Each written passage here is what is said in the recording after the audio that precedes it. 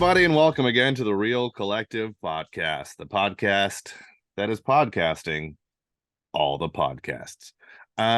Today, we're a cover podcast. We're going to be covering another podcast. We've memorized a conversation between two celebrities, and we're going to go and do that now. No, that's not the show. Today, we have some things in store. If it's your first time here, or if it's your second or third and maybe you haven't done it yet, please like, subscribe, and share the channel on Apple Podcasts, YouTube, Spotify, all that kind of fun stuff. And we really appreciate your support. So thanks very much for letting us into your ear holes. I am Brendan McKeegan. This is Sean Tassay. Sean, how are you? I'm good. I'm just trying to breathe fresh air, which seems to be hard these days. A lot of smoke warnings, which makes it tough. But what are you gonna do? Yeah. Keep the windows closed and the doors closed and the circulation off. Pretty much. Yep. That's all you can do. Lots of smoke advisories, everybody. Speaking of smoke and how it could damage a home, segue. That's what we thought we would talk about today. Sometimes you have things wrong with a home that you can see. Sometimes there's things wrong with a home that you can't see. And sometimes there's things wrong with a home that maybe you can't see or are done but should be disclosed. Yep. Yeah. Those are called defects. Yeah. And there are 3 types of defects, and we're going to cover them today. Ooh. So we're going to begin.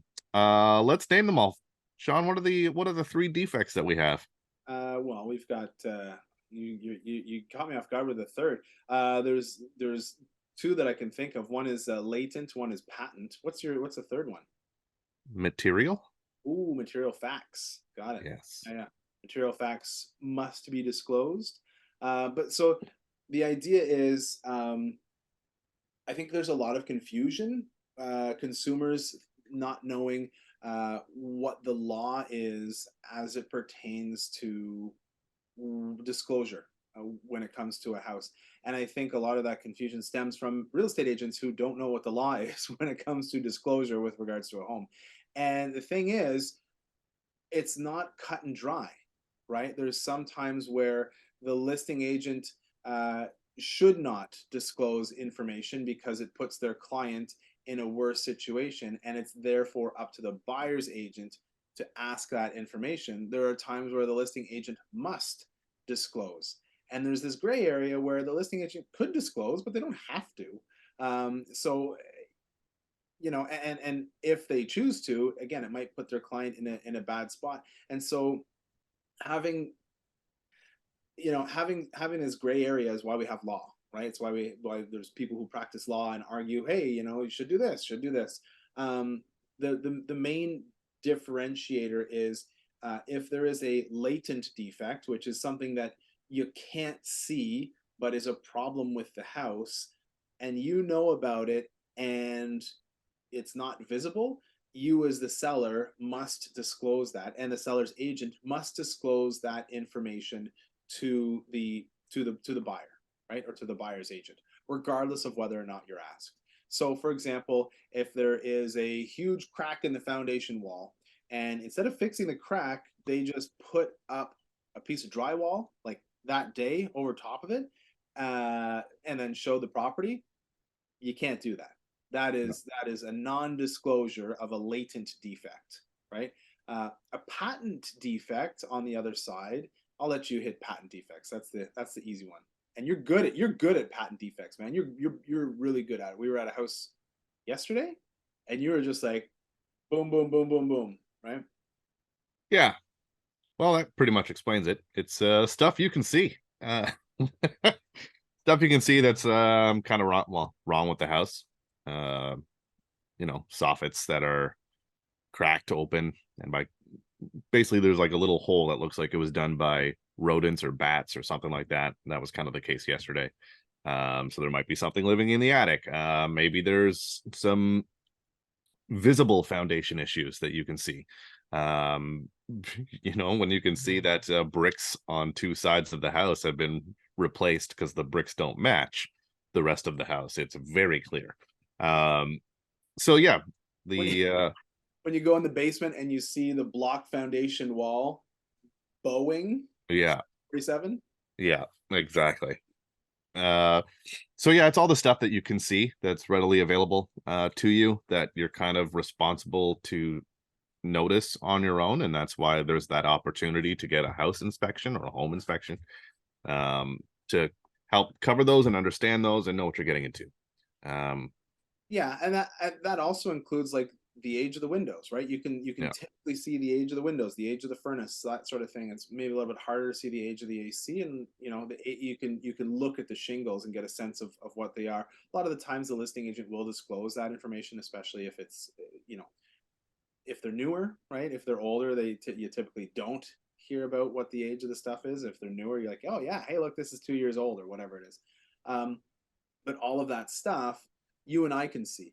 Maybe a newer agent might not be able to pick it up, but a lot of the training that we do on the team is about like, hey, these are the things to pick up, right? Because really, we go into houses and we cut them up, right? It's like, oh, here's a problem, here's a problem, here's a problem.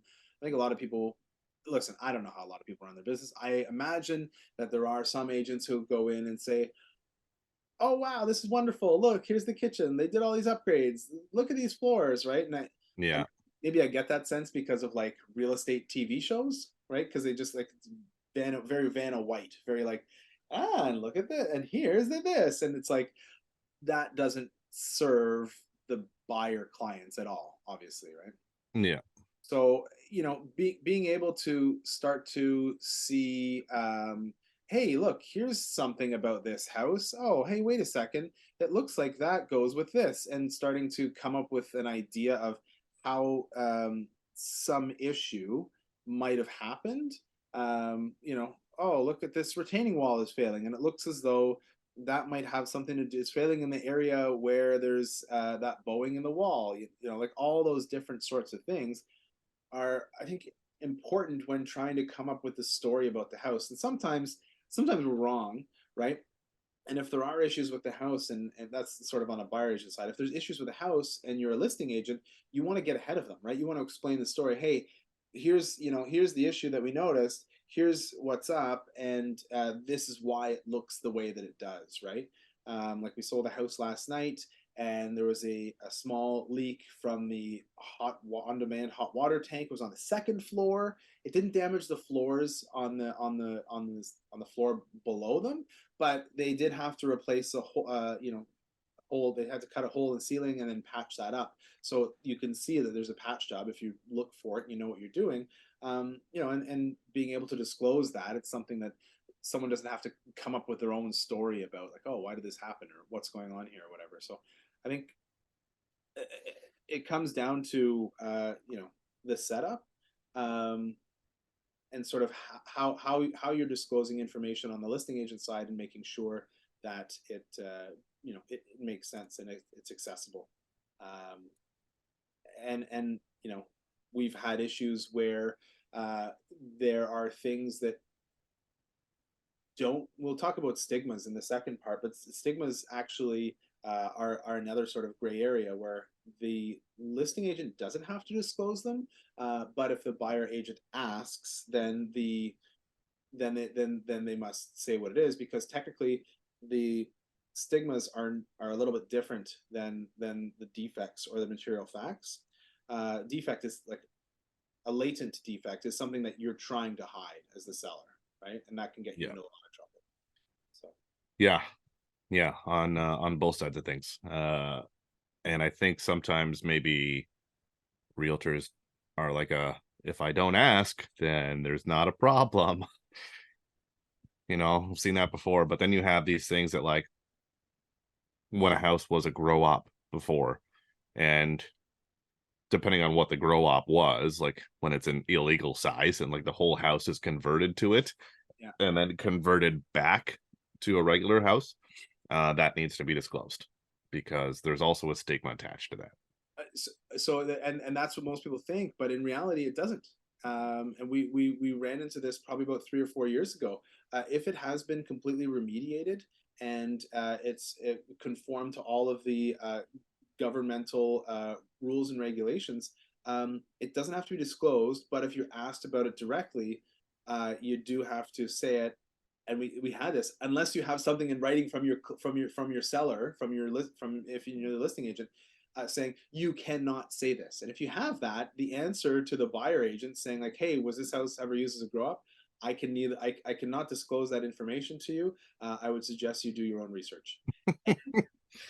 This is what I went through, and you'd think that it should have to be disclosed, but because it's a stigma, it doesn't have to be, which is silly, but those are the rules, right? Yeah. Yeah, so it's a little bit different than what most people think, right? Yeah. I find most times though the full remediation is not done. And that's usually involving the attic or proper venting and that kind of stuff, because that all gets changed when it's a grow up, but blah blah blah blah blah. Yeah. Depending if it's all done, then yeah, like now it's just back to what it was. Sure. Yeah. If it was done, then it needs to have an air quality test. It needs to be signed off by the municipality, et cetera, et cetera. And if you have all of that, then you don't have to disclose unless you're asked specifically. But if it doesn't have that, then yes, of course you have to disclose, because then that, again, if it's stuff hiding in the attic or hiding in places where you can't see it and it hasn't been remediated, then you then you do have to disclose, right? Because it lives therefore as a latent defect. There was another grow up that we'd seen, and it didn't mention anywhere on the listing that it was a former grow up, and when you go on Google Street View and you go like back in time, you can see it was all barred up, and there was a sign saying like, Yeah. this house is under arrest. And you look at the roof, and like, all houses have snow on them, and then this one is like Doesn't. melted snow, no snow, and it's like the dead of winter. It's Yeah. like some telltale signs that you start to look for when you're dealing with this, that you wouldn't think of. Little tricks of the trade, right? Like going back on Google Street View and looking at it, in 2014, 10 years ago, to see like what it was.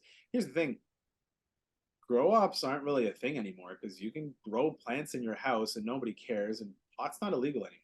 Yeah. So it's more like, meth labs, like Yeah. the house we were at yesterday. Yeah. Yeah. Breaking Bad in the basement. Wasn't really a meth lab. It wasn't really a meth lab. They just had plastic sheets up around some studs, so it just looked like it. All right. I'm gonna catch my breath and take a big yawn during the break that we're about to take right now. Again, like, subscribe, and share the channel, all that kind of fun stuff. We'll hear from us right now in our own break.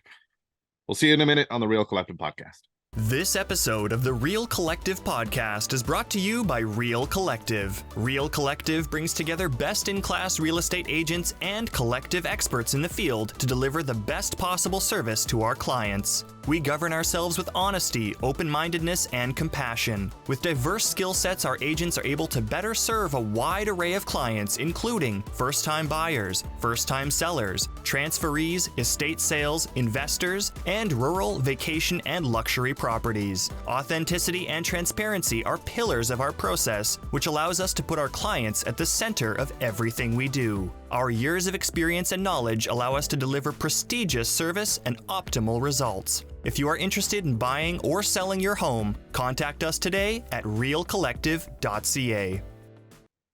Welcome back to the second half. Thanks for sticking around. The stop for the... I don't know. I was trying to think of a bunch of words that sounded like stigma.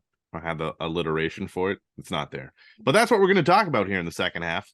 We're going to talk about all kinds of stigmas and what kind of stigmas they are. Stigmas that keep people from buying a property because, like, oh, well, I don't want that. And there's things that happen. A lot of people think if somebody dies in a home that you have to tell people about it. People die in homes all the time. They're called estate sales. Not every estate sale, a disclaimer, not every No, I know, but you know what I mean. Like, it's not like people pass away. They live a full life and they pass away in their home and it's peaceful. But there is the other one, obviously, and that's when there's maybe a murder or a suicide in the property, and that's a stigma because some people don't want anything to do with that. I feel like in this housing market, you get a murder house. What a deal, right? Because what are the odds of being murdered in a house twice? What? There's already been one murder in the house. What's the odds of a second one happening? Got it. Okay, good. Yeah, like I'm like, what? Are you making a joke? Like, oh, what are the odds? If you get it, what a deal? Because you're getting killed when you buy a house in No. today's market. Got it. Yeah, the thing is, like, stigmas all, stigmas are different for different people, right? Different people have different, oh, well, hey, look, I'm not, someone died in that house. For me, that's a stigma. For someone else, it might not be. Someone was murdered in the house. For me, no, that's not a stigma, but for somebody else, it might be. And so taking the time to sit down with our clients and going through, like, hey, what's important to you? Would you buy a house that was used as a grow up if it's been completely remediated? If you would, then cool. Would you buy a house that was, a gangster, one of the Hells Angels had as their clubhouse and it was completely fixed up? Would that matter to you? I'm Some just, people. I think it'd be great if the Hells Angels had like a house, but it was like perfectly decorated, like just like super magazine ready, and like at the hey, take your boots off at the door. Yeah, I mean, all of my reference points come from watching Sons of Anarchy, right? Yeah, And looking at their clubhouse and stuff. I'm like, oh my goodness. yeah. Yeah, I don't have a lot of experience with Hell's Angels in Ottawa clubhouse. That's probably for the best. Yeah, yeah. Yeah, I mean, so if the problem is they're different for everybody. They're not actually defined by our internal rules. So we've got the REBA, Real Estate Business Brokers Act 2002, which is soon going to be replaced by TRESA, which is Trust in Real Estate Services Act. But REBA does not define stigma. So they don't say, hey, these properties are stigmatized properties. So it might be the case that someone says, oh, well, I don't want to live in a house that isn't defined as one of these sort of 5 things that we normally look at. The 5 things that we normally think of as stigmas is, if the property was used in the ongoing commission of a crime. So whether it's drug dealing, used as a chop shop or a brothel, something like that. If a murder or a suicide, like you said, happened in the property. If it was previously owned by like a notorious individual, a known murderer or a crime lead or something like that. Or if this is always a fun one, if there's reports that the property's haunted, right? That kills me. Yeah, and then the 5th is a former grow op which has been remediated according to the local health and building authority. So all of those 5 are the sort of top 5 stigmas, but they're not technically defined. It's funny because you see these real estate, on the realtor groups, like we'll joke with each other, and at the top, they call it a rider, like that goes on the top of a sign. It says, Yeah, not haunted. yeah. Right. That's my go-to whenever a house is busy and like my clients might like it, or just in general, just in passing. If I see another realtor coming in after me, I'm like, wow, that place sure was haunted, huh, guys? Like I just I don't know. I just think it's funny. I don't really think, but here's the thing. Every ghost for a haunted house is always from the Victorian area. That's Okay. it.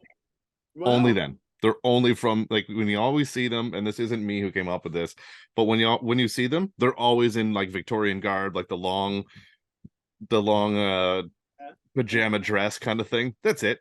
Always like that. There's never no ghosts are like from the 50s, just walking around in leather jackets, like, hey, get out of my house. Like, none of them. Nobody. There's no ghosts in disco pants from the 70s. So like, like, is there Wow. a timeline that we're living in that like you have to, like, you're a ghost and then you become a visible ghost, and we're just in that Victorian era? Like, that's how far back the ghosts are. And maybe in the future they go to the next one, like they'll have 20s gangsters walking around. Yeah, get out of my house, see? I mean, it could be. We were in a house yesterday, and you could easily make you could make the argument that it was used for human trafficking, just the way that the whole place was laid out. Yeah. So I mean, that's not written down here as one of the stigmas as an example, but some people might say like there was like bloodstains on the couch, man. It looked like it. It looked like it, but it was one of those couches that was like leather kind of thing, not quite suede, but you know those suede couches that like they always just have stains on them. Blech. Ugh, I hate And those. it's like it's not just a stain; it's like it goes out into this circular Splatter. thing. Yeah, yeah, yeah. Yeah, And there was this room at the back of the house that was all brick, right? And it's like like a side, cinder block brick. yeah, yeah, yeah, and painted, right? And like a side entrance, and you walk into this little cinder block, just fully boxed in room, and there's a couch there. Mm-hmm. And that's where they ask you questions, and then they take you into the next room, sit you on the couch, make you think everything's okay. Yeah, That also has no windows. No windows in this entire basement. $1 million home. yeah, No windows in a basement. yeah. And then So funny. and And then a disco light. yes. God, it was so funny. We could have filmed a whole movie there. It would have Yeah. been so funny. Yeah, absolutely. But so okay, back to stigmas. Stigmas are different for different people, obviously. And by sitting down with your buyer clients and asking the questions about, hey, what's important to you about a house? Some buyers might say, look, I don't care if somebody died here. If it means I'm getting a deal on the house, then I'll do it. And some people might say, look, I don't want to buy a former grow op. It sketches me out. I don't want to do it. Okay, great. Then as the buyer agent, you are required to ask of the listing agent, hey, is there any stigmas or things that I need to know about with this house? Was it used as a brothel, or was it used for making drugs? Sometimes we've even seen offers that come in with those things on it. Would it matter if the death is from natural causes or accidental, being caused by a violent act or suicide? Like, these are questions that we have to ask. As the listing agent, you should be asking these things of your client as well, but you have to disclose them, but you don't have to advertise them. And that's the difference, right? And that's where you get into a little bit of that gray area. Is like, what's best for your client. And again, if your client writes you an official letter and says you are not allowed to disclose this information, and that's their legal thing, then you just have to answer the question that the buyer agent asks you. Hey, you know what? I would advise you to do your own research about the property. That's all you can do, because Yeah. you can't, right? Would it matter to you if it was a crib death of an infant, like SIDS or something like that? Like, would you be concerned by a death that occurred 20 years ago, or is it a recent one that would upset you? These are, I mean, shit questions to ask. Could you imagine though? So there was a death. Uh it happened 21. It happened 21 years ago. Oh, thank God. Because anything 20 years and under, that's too soon. But 21 years, that's okay. It happened in the Victorian era. Yeah, of course it did. It always happens in the Victorian era. Every Scooby-Doo ghost was a Victorian era ghost. And yeah, yeah. So yeah, the new deaths, you won't get any ghosts, right? But the old deaths you will. Yeah. Um, Gotta get into the old deaths. Yeah. So the seller disclosure of stigma, the reason why the seller does not have to disclose the stigma is because the doctrine is called caveat emptor, which means buyer beware. And so the buyers are ultimately responsible to satisfy themselves that the property they're acquiring is suitable for their purposes, because different buyers have different needs. So the seller doesn't have to say, hey, look, it was used as a grow op, because some buyers might say, I don't care. Right. And so in that instance, that's the way that the rules and the law is written, right? We don't write the law, we just have to follow it. So and then if you get into a multiple representation scenario, it gets a little bit more complicated. The seller would have to consent. Of course, the buyer would have to consent to that multiple representation, and then the seller, in consenting to multiple representation, would have to say to the buyer, their agent would have to tell them, hey, look, we have to disclose anything we know about the property, because now the brokerage is representing both parties, right? Yeah. So And it's an obligation. yeah, exactly. And so I guess just as a recap, latent defects must always be disclosed. Stigmas are a kind of weird gray area where you're asked and if you're not asked, you don't have to disclose. If you are asked, you have to, but there's a way that you can protect yourself. And then patent defects are like, if you didn't see it, you're an idiot. Right? Yeah. It's kind of the way to break it down. Yep, pretty much. So it's Your fault. Your fault. Mom. Mom, you sold me a broken house.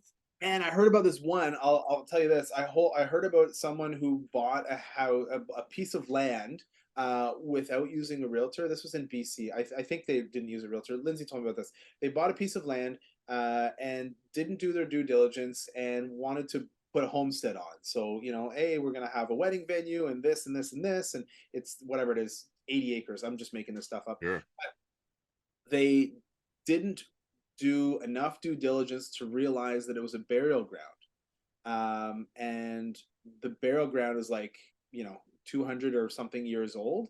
And the people who bought it were indigenous, and they were like, oh, snap, if we're going to be digging here, we're going to be digging up our ancestors. So we don't want to do it. So they're saddled with this piece of land that they can't do what they want on it because they didn't do their due diligence in advance. And again, maybe something like that would matter to some people and might not matter to other people.